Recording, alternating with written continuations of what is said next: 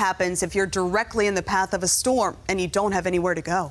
If you can't stay at home and you can't evacuate, sometimes your last resort is to go to a hurricane shelter. We wanted to check on whether our hurricane shelters are ready in the event that people need to use them.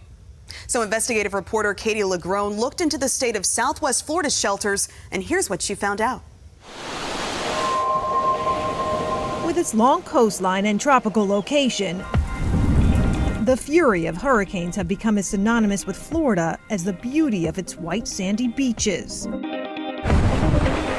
But while science and technology are making it easier to predict what happens outside during a storm here, we've discovered preparing for one inside is still posing problems for the hurricane-prone state. It's hard to believe, but yes, that is the case. Because parts of Florida don't have enough hurricane shelters for both the general population and those with special needs. We do have some pockets of the state that have seen exponential growth where not necessarily the infrastructure has been able to keep up. That's right. According to Florida's emergency management boss, some of the state's most storm-sensitive areas also have the worst hurricane shelter deficits. There should not be a deficit, and we're working on that. Those shortfalls laid out in this 2022 statewide emergency shelter plan report.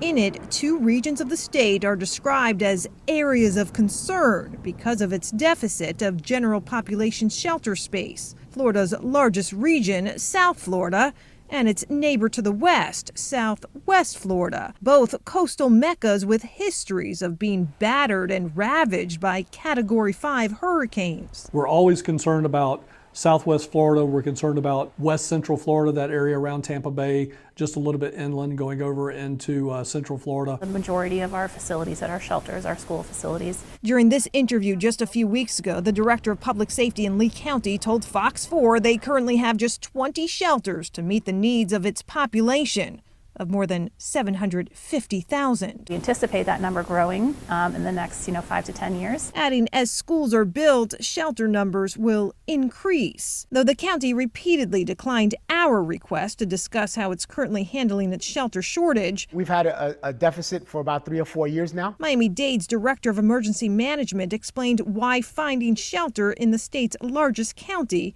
continues to be a challenge. The population has outpaced our growth in infrastructure, so the shelter capacity is always a concern.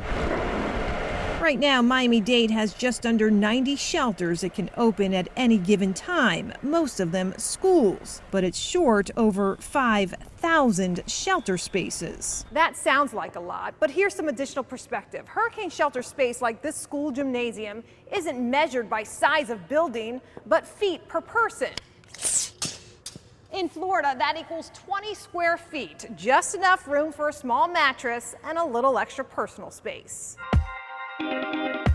If demand outweighs supply, contingency plans in regions short on shelters include shrinking that space per person, utilizing other buildings not on the state's shelter list, or even sending evacuees to neighboring counties with more available shelters. It's a scenario public safety directors are planning for this season, as high costs of gas and inflation are more likely to turn people away from leaving town. But they warn shelters should always be your last resort. Our evacuation centers are lifeboats and not cruise ships. I would even go one better. They're blow-up lifeboats. There are no walls. There are no showers. Everybody's using one bathroom, if you will. You're 20 feet apart from the next person closest to you. It's not an ideal situation. So have your own contingency plans to stay with family or friends before you seek out a shelter.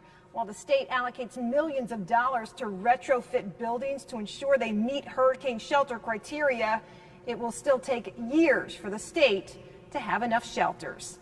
I'm Katie LaGrone reporting.